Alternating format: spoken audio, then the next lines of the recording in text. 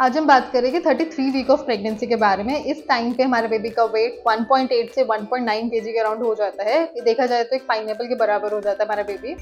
Baby को अब हमारे पता लगता है कि रात है या दिन है, क्योंकि हमारे यूट्रस एक्सपैंड हो चुका है तो उसके वॉल्स थिन हो चुके हैं। तो इसलिए अब उसको पता लग जाता है कि दिन है तो आंखें खोल सकता है, रात है तो आंखें बंद भी कर लेता है। अब बेबी का इम्यून सिस्टम भी अपना डेवलप होना शुरू हो जाता है। मदर की एंटीबॉडीज बेबी को पास ऑन होना शुरू हो जाती है, जिससे कि बर्थ के बाद बेबी को इन्फेक्शन से लड़ने की ताकत मिल सके।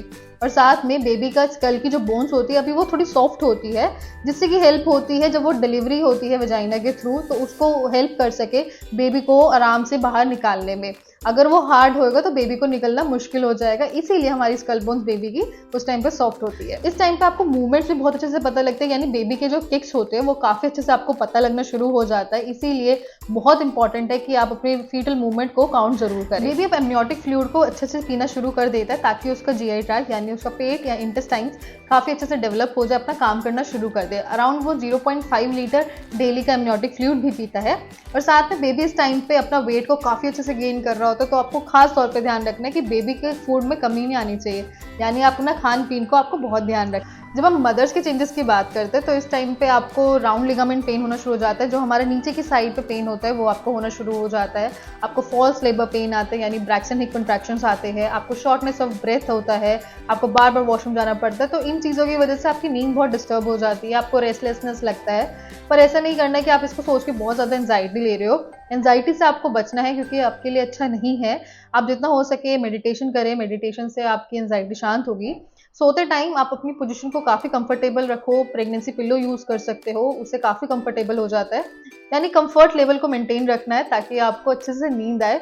नींद का बहुत ध्यान रखना है, रेस्ट बहुत जरूरी है। आपको फीटल मूवमेंट काफी स्ट्रांग महसूस होती है, तो इसीलिए फीटल मूवमेंट को काउंट करना भी बहुत इंपॉर्टेंट है। आपको कम से कम दिन में 10 या 12 बार फीटल मूव होना चाहिए। आपको इतनी मूवमेंट आपको पता लगनी चाहिए। आप सुबह खाना खा के मूवमेंट को काउंट करो, रात को खाना खा के मूवमेंट को काउंट करो।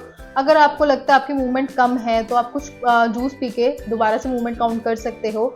अगर फिर भी आपको लग रहा है कि मुझे आज मूवमेंट नहीं हो रही है या कम हो रही है, तो ऐसे में आपको अपने डॉक्टर के पास जरूर जाना चाहिए। कई पेशेंट्स में देखा जाता है कि इस टाइम पे उनको इचिंग होना शुरू हो जाती है, तो इचिंग के लिए आप थोड़ा गर्म पानी से नहाएं। आप अपनी बॉडी को मॉइस्चराइज रखें, उसके लिए आप कोकोनट ऑयल यूज़ कर सकते हो, कोई भी ऑयल यूज़ कर सकते हो, मॉइस्चराइजर यूज़ कर सकते हो। अगर आपकी फिर भी इचिंग कंट्रोल नहीं हो रही है तो आपको अपना एलएफटी कराना चाहिए, अपने डॉक्टर को दिखाना चाहिए कि आपकी इचिंग क्यों नहीं कंट्रोल हो रही है। अब 33 वीक्स के अंदर आपको क्या क्या चीज़ों का ध्यान रखना चाहिए, किन चीज़ों को आपको फॉलो करना चाहिए, तो आज हम इसके बारे में बात करेंगे। तो सबसे पहले आपको ये देखना है कि आपकी डाइट में डीएचए, ओमेगा 3 फैटी एसिड काफ़ी अच्छे अमाउंट में होना चाहिए, क्योंकि बेबी के ब्रेन की डेवलपमेंट में डीएचए बहुत इंपॉर्टेंट रोल प्ले करता है। और कई स्टडीज़ में ये भी देखा गया है कि ये प्री टर्म लेबर को भी प्रिवेंट करता है। तो डीएचए के लिए जो लोग फिश खाते हैं, फिश एक बहुत गुड सोर्स ऑफ डीएचए है, तो आपको वो लेना चाहिए। अगर जो फिश नहीं खाते हैं वो नट्स खा सकते हैं, यानी जो हमारे ड्राई फ्रूट्स होते हैं, अगर आप उनको भिगो के खाते हो तो आपको डीएचए मिलता है।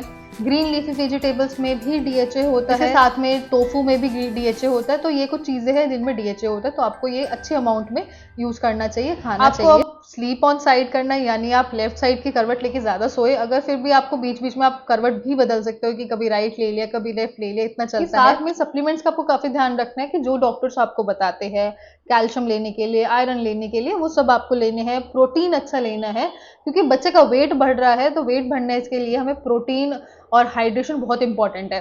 हाइड्रेशन आपके एमनियोटिक फ्लूइड को मेंटेन रखता है। बेबी को भी एमनियोटिक फ्लूइड की ज़्यादा ज़रूरत होती है, इसीलिए कम से कम दिन में 8 से 10 गिलास पानी तो आपको पीना ही पीना है। हाइड्रेशन ज़रूरी है।